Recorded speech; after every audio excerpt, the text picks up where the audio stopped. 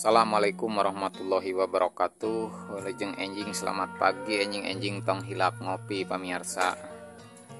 Saya menjawab pertanyaan yang dilontarkan di grup WA ya Kang Haji Doding yang ada di Cirebon di Kois Forty Farm yang menyampaikan dombanya dulu normal, jantannya normal, petetan lagi petet normal, lagi usia 4 bulanan, 5 bulanan. Kemudian sekarang pertumbuhannya kurang maksimal karena pembentukan tulangnya berubah. Jadi pembentukan tulangnya berubah karena apa? Nu tadina henteu tonggongna lempeng kan gitu ya. Kakinya lurus, tidak agak bengkok misalkan. Dan sekarang tonggongnya dengkeng atau kakinya yang lain bisa saja menjadi kurang merancuh ya, kurang lurus. Jadi perlu saya sampaikan dari pengalaman, kalau sejak kecil normal, kemudian masa pertumbuhan sekarang sudah menjelang jajalon atau punglak 2, setahun sudah tidak normal, itu biasanya pertama bisa faktor kandang, karena kandang kecil, kemudian susah bergilir untuk bergerak. Yang kedua, kandang juga mempengaruhi pola dia tidur, pola dia beristirahat, kemudian pola pejantan itu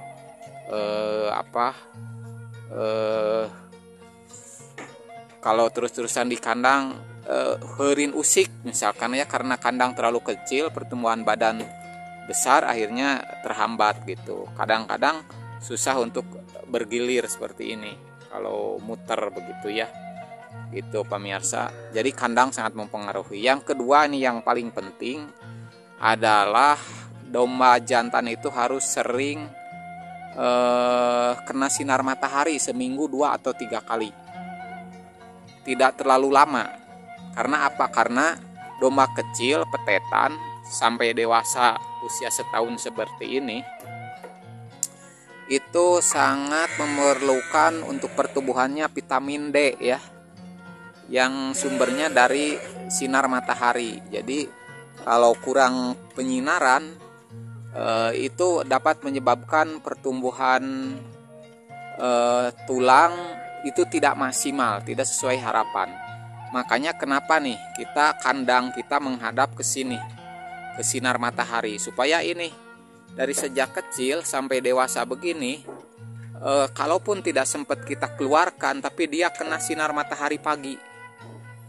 Nih dia kena sinar matahari pagi. Jadi ketika dia bersandar, beristirahat, moyan, domba ini terkena sinar matahari pagi. Semuanya begitu. Jadi ini sangat penting ya. Jadi tidak hanya pakan hijauan sumber vitaminnya, tapi sumber vitamin yang tak kalah penting adalah sumber vitamin dari penyinaran matahari untuk pembentukan tulang. Ya begitu sementara, dan ini diskusinya, jawabannya. Kemudian ini testimoni yang lain. Ada yang ngirim video dari konsumen saung tani pemirsa. Anakan 2 hidung sarang bodas jalu hungkul meyan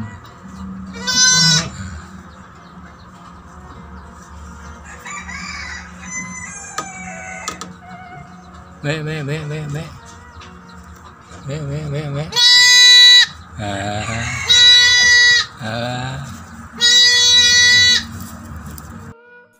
Nah ini video barusan kiriman dari Pak Lili yang ada di Bandung ya. Pak Lili, saya turut seneng dombanya yang darah sudah mulai produksi anakan sajodo ya, kolonian secepot aya nu hideungan ngalaka bapak anu bodas ngalaka indung. Nah, berarti bibit ini bagus Pak. Saya turut bahagia, ini mah buruh ngarit, ladang cape, ladang kesang. Mudah-mudahan jadi berkah untuk Bapak. Berikutnya ini video kiriman Kang Heri yang ada di Subang. Saran saya di Gugu, bahwa peternak itu harus memanfaatkan lahan sedikit untuk ditanam pakan atau bank pakan sebagai sumber pakan bagi ternak kita, karena itu adalah modal utama sebagai bahan bakarnya ya bagi peternak mah begitu. Jadi semangat Kang Heri, lahan pekarangan sedikit sudah dimanfaatkan. Kemudian ini Kang Ade, karena ada yang curhat kenapa domba saya mah makannya di gusuran. Nah, solusinya ini nih.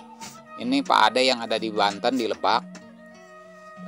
Beliau kalaupun ini rumputnya pendek-pendek atau bukan rumput yang panjang, tapi tetap dicacag atau dipotong-potong pemirsa. Karena apa?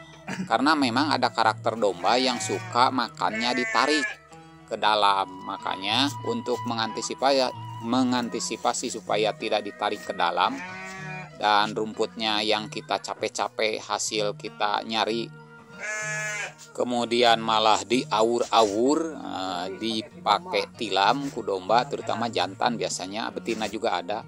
Nah, akhirnya solusinya dengan cara dipotong-potong walaupun ini rumputnya rumput pendek begitu ya pemirsa. Jadi supaya tenaga kita tidak sia-sia. Begitu pemirsa. Berikutnya ini video kiriman Pak Guru ya, Pak Solihin yang ada di Garut. Nah, alhamdulillah mengikuti sarannya juga.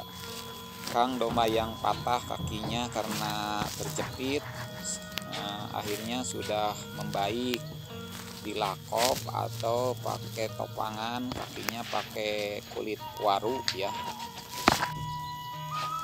Dan ini pakai kulit daun waru sudah dilakop, kemudian diikat pakai kain.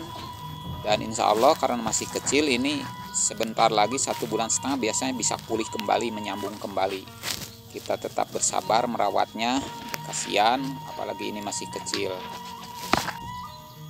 Semoga cepat sembuh dan berhasil usahanya ya Pak ya. Ambing nama alhamdulillah sehat ageng. Tapi asa can kaciri nyusu Kang. Apa sapoe mah sarewae biasa. Nah, ini video kekhawatiran kiriman Pak Haji Mulyadi di Karawang. Beliau berangkat pagi, pulang sore, dombanya ditinggalin, jadi tidak melihat dombanya nyusu atau tidak. Khawatir karena ini di sudut, diam saja begitu ya. Yang pertama, ciri nyusu tidaknya itu ambingnya yang besar itu apakah kotor? Tidak. Kalau puting susunya bersih berarti domba itu nyusu dengan sendirinya gitu. Yang kedua, kalau anak domba itu tidak mengembik terus, tidak nyari-nyari puting susu, tidak jalan-jalan mencari susu ASI, berarti dia santai seperti ini, berarti dia kenyang, berarti dia nyusu Pak. Karena kalau anak domba itu tidak mendapatkan ASI, dia akan ngear ya, tahu ngear ya, disada terus ya, bersuara terus dan akan lemah kan, akan leles ya, tidak bisa berdiri sama sekali. Setelah beberapa jam tidak mendapatkan ASI, apalagi seharian begini. Jadi keyakinan saya ini domba wareg Pak. Jadi dia nyusu karena puting susu juga bersih. Demikian pemirsa diskusi kita di grup WA Kandang Domba Saung Tani sebagai media silaturahmi, edukasi, konsultasi, dan media untuk saling menyemangati begitu sesama peternak. Khusus ini grup WA untuk para pemirsa yang pernah beli domba dari Saung Tani. Jadi sebagai media layanan dari kami begitu. Salam ngarit, salam beternak, bangga jadi peternak, tetap semangat. Wassalamualaikum warahmatullahi wabarakatuh.